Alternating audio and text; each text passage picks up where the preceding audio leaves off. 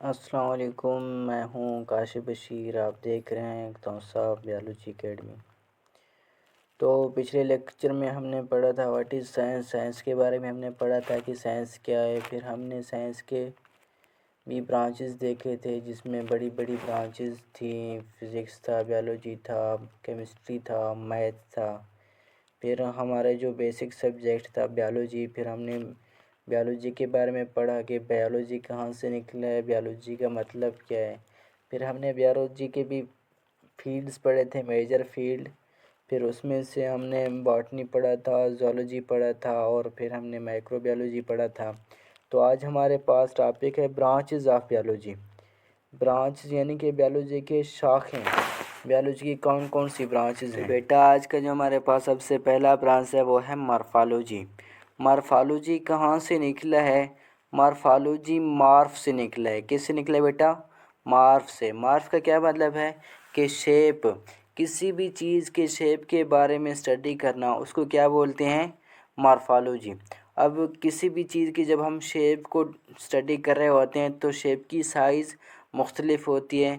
किसी की साइज़ बड़ी होती है, किसी चीज़ की साइज़ छोटी होती है, किसी का बहुत ज़्यादा बड़ा होता है। आप लोगों ने छोटी क्लासेस में पढ़ा होगा कि टीचर एक सर्कल बना देते थे बोर्ड्स पे, कुछ बड़े कुछ छोटे।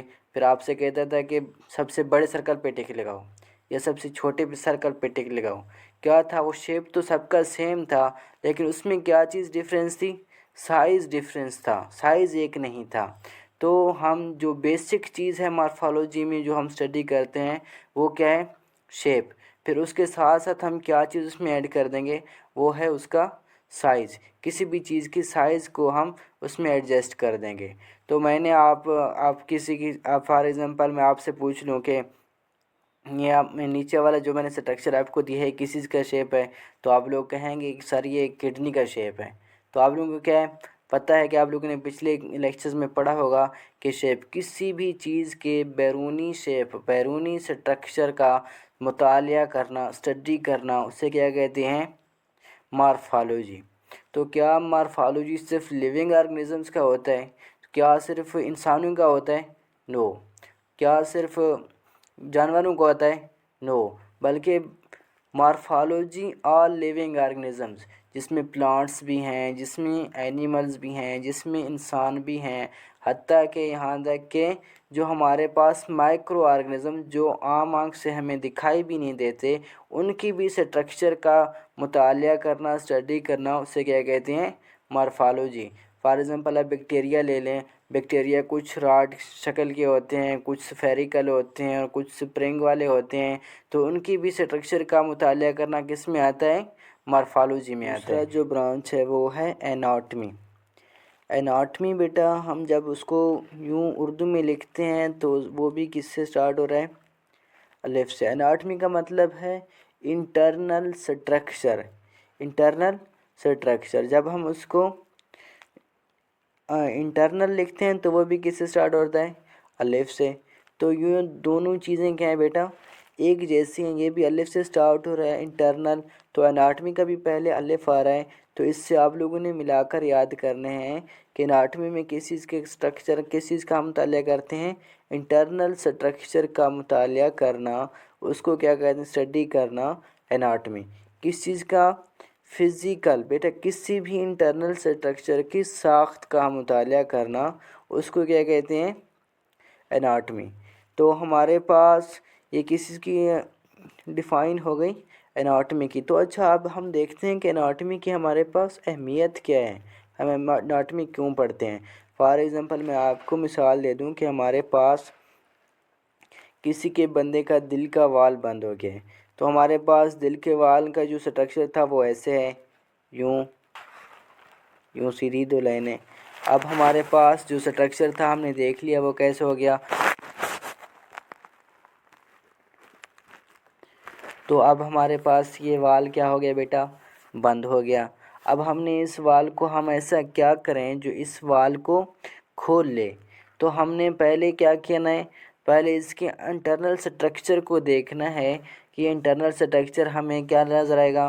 तो हम यूँ नज़र आए तो हमें पता चलेगा कि क्या है कि हमारे पास जो वाल थी वो तो हमारे पास ऐसा था, अब ये ऐसा हो गया है। तो इसके पास हमें पता चलेगा कि हमारे जो इंटरनल स्ट्रक्चर है उसमें कुछ गड़बड़ है। तो इसके बाद हमें क्या होगा, हमें मालूम होगा, हमें पता करना होगा कि इसके अंदर ऐसी क्या चीज़ भेज दें जो हमारे ये वाल है उसको खोल दे। तो जो हमारे वाल है उसको खोल दे। फिर हमने क्या बनाया, एक स्टंट बनाया। जो क्या किया, हमने इधर इसके अंदर घुसा दिया। इसके अंदर जब हमने उसको घुसा दिया तो वो जाकर उसने वाल को भी खोल दिया। फिर उसने हमारे पास क्या किया, खून भी फ़िल्टर करके आगे भेज दिया। तो हमारे पास क्या चीज़ हुआ, जब हमने एनाटॉमी पढ़ा तो हमारे पास इसका क्या फ़ायदा हुआ।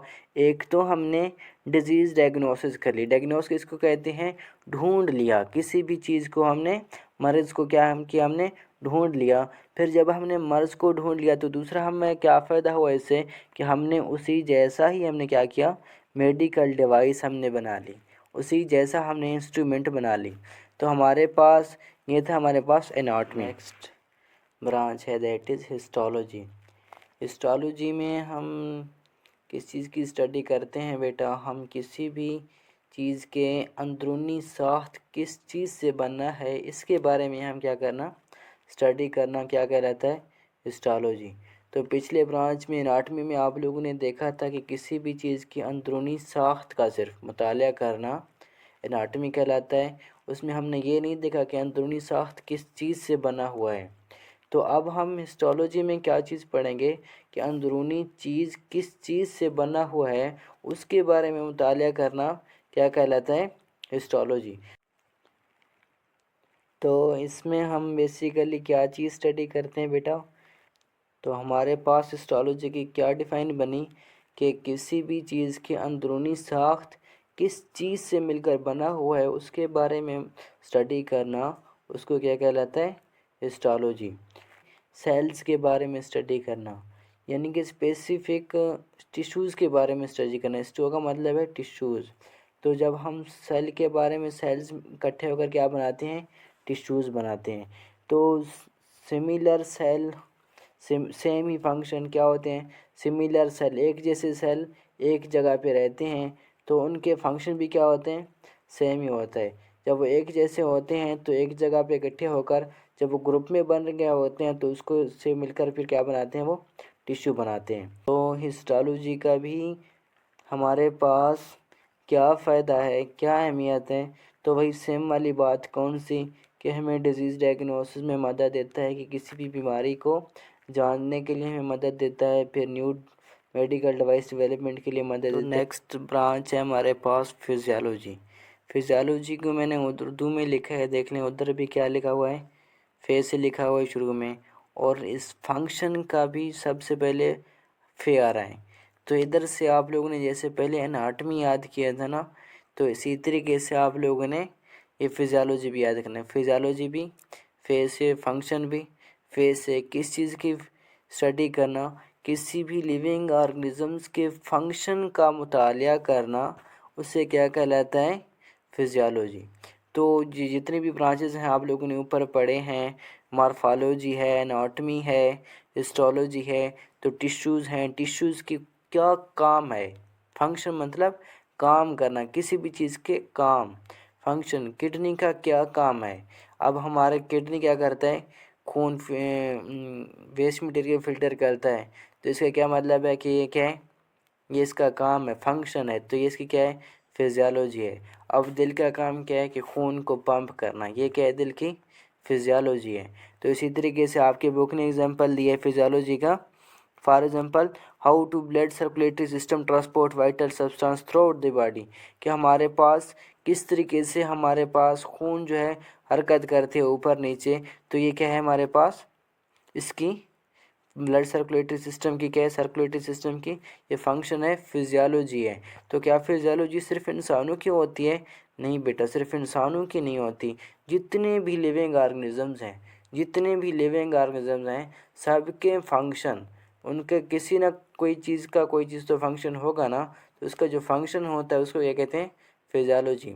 तो फिजियोलॉजी सिर्फ जानवरों की होती है, नहीं। फिजियोलॉजी सिर्फ इंसानों की होती है, नहीं। प्लांट्स की फिजियोलॉजी होती है, हाँ, प्लांट्स की फिजियोलॉजी भी होती है, कि रूट्स का क्या काम है। तो रूट्स के जो काम होते हैं, फॉर एग्ज़ाम्पल ज़मीन से पानी निकालना, फिर जड़ों तक पहुँचाना, फिर पत्तों तक पहुँचाना, सारा कुछ ये सिस्टम, फिर पौधे को ज़मीन में गाड़ कर रखना, ये क्या है, जाइलम की क्या है, ये रूट्स की क्या है, फिजियोलॉजी। तो समझ आइए बेटा फिजियोलॉजी की डिफ़ाइन कि किसी भी लिविंग ऑर्गेनिजम्स के फंक्शन को स्टडी करना, उसे क्या कहते हैं, फिजियोलॉजी। तो नेक्स्ट ब्रांच है हमारे पास, दैट इज़ साइटोलॉजी। साइटोलॉजी कहाँ से निकला है बेटा, वर्ड साइटो से निकला है। Cyto means cell, cyto means cell, किस चीज़ की स्टडी करना, इसके बारे में, सेल के बारे में स्टडी करना, उसको क्या कहते हैं बेटा, साइटोलॉजी। आपने पिछले चैप्टरों में, पिछले क्लासेस में आप लोगों ने सेल के बारे में पढ़ा होगा, सेल की स्ट्रक्चर पढ़ी होगी, सेल के अंदर मुख्तलिफ़ चीज़ें थीं, फिर उन सेल की फंक्शन भी होती थी। सेल के अंदर एक न्यूक्लियस होता है, न्यूक्लियस का क्या काम है, फिर सेल के अंदर में राइबोसोम्स होते हैं, लाइसोसोम्स होते हैं, मुख्तलिफ़ चीज़ें होती हैं सेल के अंदर, फिर उनके फंक्शन क्या हैं, फिर सेल की जो स्ट्रक्चर है उसके अंदर जो फंक्शन होती हैं उनका क्या काम है। फिर हमने एक और भी चीज़ पढ़ा था सेल के बारे में, वो क्या था बेटा, सेल डिवीज़न। इसके बाद सेल डिवाइड होता है। अगर आपको याद आ रहा है तो आप लोगों ने 8th क्लास में पढ़ा था कि सेल कितने तरीक़ों से डिवाइड होता है, 2 तरीक़ों से, एक मिटोसिस है, दूसरा मियोसिस है। तो ये सारी चीज़ें सेल्स के बारे में पढ़ना, उसके स्ट्रक्चर पढ़ना, उसकी फंक्शन पढ़ना, उसकी डिवीज़न पढ़ना, तो ये सारा कुछ क्या कहलाता है बेटा, साइटोलॉजी। साथ में देखें कि एक ब्लू बॉक्स भी बना हुआ है, तो वो भी पढ़ते जाएं। इसमें क्या लिखा है, human body contains over 30 trillion cells. बेटा ये आप लोगों के पास MCQs बन सकते हैं, एक ह्यूमन बॉडीज़ के अंदर कितने सेल्स होते हैं, 30 ट्रिलियन सेल्स आपकी बॉडी के अंदर होते हैं। तो ये था हमारा आज का वीडियो। अगर आपको ये वीडियो अच्छी लगे तो इसको ज़रूर लाइक करें, और आप चाहते हैं कि आपके बायोलॉजी में नंबर अच्छे हों और आप अच्छे मार्क्स लें, तो इस चैनल को ज़रूर सब्सक्राइब कर लें ताकि नेक्स्ट वीडियो आप तक जल्दी से जल्दी पहुंच सके। तो अगर आपको कोई बात समझ नहीं है तो आप कमेंट सेक्शन में पूछ सकते हैं। तब तक के लिए अल्लाह हाफ़िज़।